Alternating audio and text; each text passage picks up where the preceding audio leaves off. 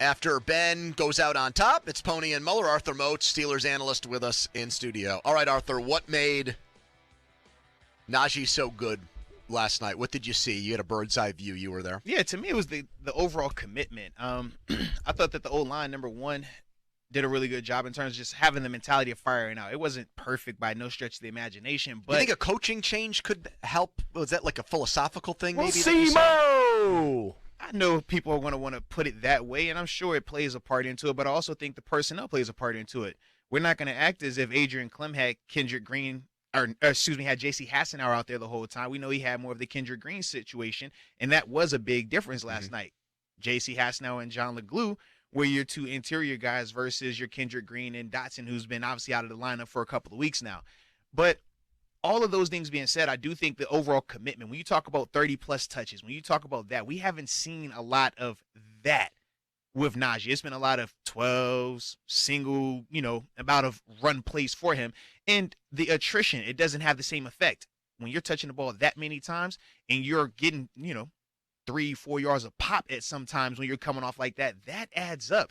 And then at the end, that's just the beauty of it, right? Where they're committed to stopping the run. We know you got to make one guy miss. You make one guy miss, you could take it to the house. And to see him do that and have the speed and the burst to actually get it into the zone, man, it was beautiful. But we're not going to act like Chris Morgan didn't play a role in that, because he obviously did. That O-line, they played a lot more inspired, a lot more passionately. Was it motivation because they saw their position coach get fired and that might let them know that none of their jobs are safe? It could be that. Could it be that they just really like Chris Morgan, or CMO, as Coach Tomlin liked to say it, and they just responded greatly to him? It could be that. I don't know 100% either way, but what I do know is all of it collectively did result in those guys playing a lot harder and a lot better. You could also throw are they inspired to play for Ben? Absolutely, You can throw that out there. There are a couple things that I think of. One, you notice an obvious better push, and I'm not some guy who's going to tell, they're double team blocking at the second. No, I'm not going to try to analyze this. New offensive line coach, which also kind of throws a little shade at Mike Tomlin, presumably for just promoting Adrian Clem. Chris Morgan has been the offensive line coach of a team that should have won the Super Bowl. He was the Falcons' actual line coach. He has actual experience. Gave the guy actually. Listen, this is just another kind of hobby horse thing for me all year. J.C. Hassenauer is by no means some great center, but he is stronger than Kendrick Green. There is no arguing that. He's not the athlete Green is, but he is stronger. Yep. I did not notice any plays of any of Najee Harris's 28 carries, maybe one, where that play got blown up, right up the middle. A lot different when you're running the ball and you don't have somebody disrupting the play 2 yards into the backfield because your center's getting put on skates. That was just impossible not to notice. That was my biggest takeaway. The first thing I wrote down in my little game notes as I'm typing along. Well, didn't you?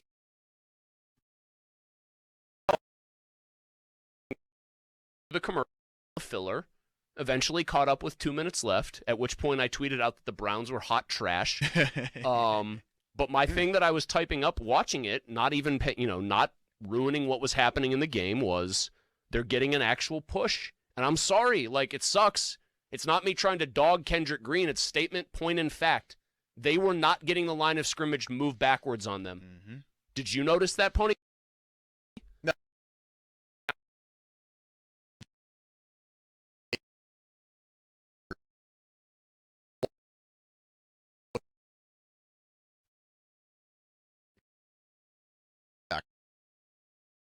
Bush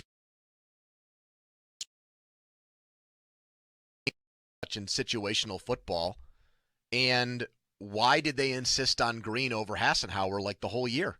And Arthur, I know it's kind of a pet peeve of yours because you're a 6th-round pick.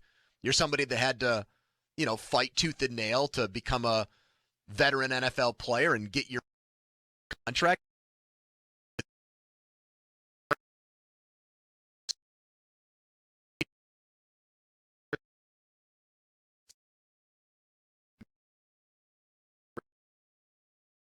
Continue to see when Spillane is out there what he excels at, playing the run.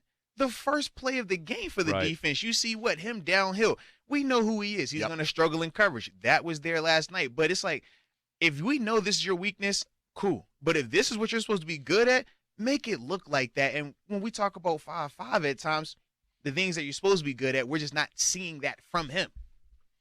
I mean, there's an The politics are the politics, man. There's an aggressiveness. Well, I think, Yeah. Let's be clear here, Pony. You said that there's politics that kept Spillane from playing more. Baker Mayfield sucks. But the few times they got like a wideout or a tight end ISO'd on him in a pass, it went for big numbers. Well, that's why I said situational football. But we know he's a guy that you can exploit. But it's a passing league. It's a passing league, and not many teams are the Browns where he's the perfect fit. No doubt, but when it's like first and goal at the 2-yard line and you've Spillane on the sidelines and somebody brings their heavy package in and Bush is still out there. All right, that's and no Jared different than Cook, going from I guess base personnel to nickel personnel. I guess my point is that Hassenauer is the way more egregious part of this for me in terms of politicking. And it wasn't even that you had to necessarily play politics here. Like, Kendrick Green was a third-round pick and a converted guard. It wasn't like you were drafting Pouncey or Tyler Linderbaum all over again. They put 53 on him. And when they drafted him, they did not say he was a guard. They said he was going to play center.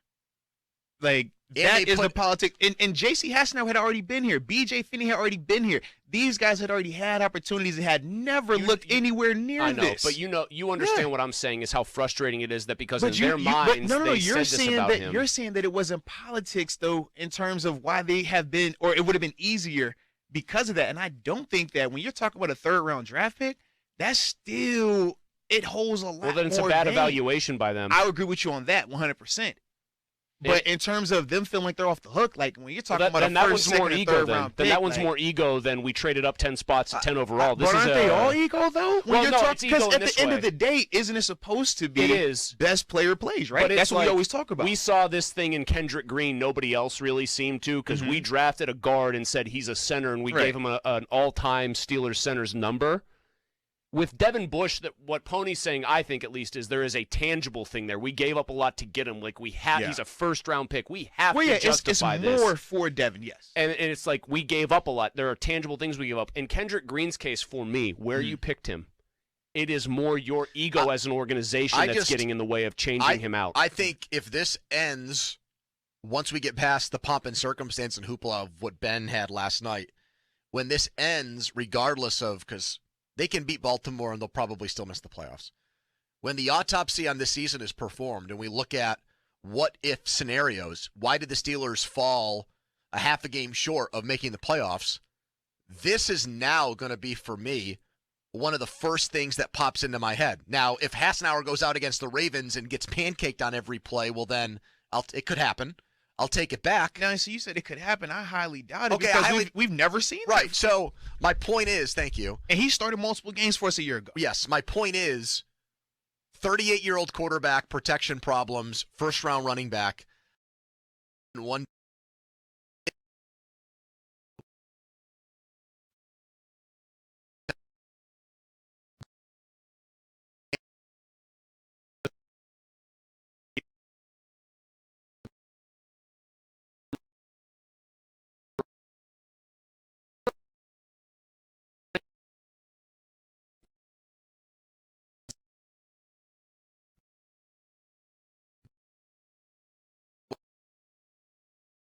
Like, hello, if we can actually run the ball against this team, we're going to win. I mean, that's an easy one for me. They don't have a lot of close losses. Most of their losses, they got blown out or they won by like a field goal. You know, that's kind of the story of their season, with last night being the outlier, winning by 12 points. So, you know, there aren't a lot of like close shaves where you're like, man, if one or two plays go the other way. But the Detroit game is obviously one. Well, the problem with the Detroit game for me is, while that's probably a fair and true assessment of that game, when I think of what lost them that game, what tied them that game, it's Mason Rudolph, wide open Ray McLeod from like me to the wall behind you maybe, and the ball he just one-hops it into the dirt. But if you get veteran, competent blocking from your center, you're maybe and it never helps, in that scenario. But it might also help your into a game like that. Man, he needs to be calmed down at this point. It's been a whole freaking season. But you say that until you out there and this guy's snapping that ball all over the place, and it's still going to. But no, because think about this, Mosey. You're still evaluating Mason and holding him to this standard, right? But we know for a fact he cannot do his job to the level that he needs to if he can't get the ball. Think about just how can you see the field when I got to look for this ball first? How can I worry about what the coverage is when I'm trying to figure, are you snapping it low? Are you snapping it high? Is it to the left? Is it to the right? Like, well, having said that, Hassenauer yesterday. If we're going to talk all about snapping, he threw like a lollipop. No, I know, to but Ben. like that's like going over his game with a fine tooth He looked comb. better. if Najee that's Harris his, ran for almost 200 yards. To say that whole O-line yesterday, I don't have a lot to say negatively about him because we haven't seen this unit rush for 188 yards in any point or even think it was fathomable Yep. with this particular group. So with this unit yesterday, man, I'm all happy about it.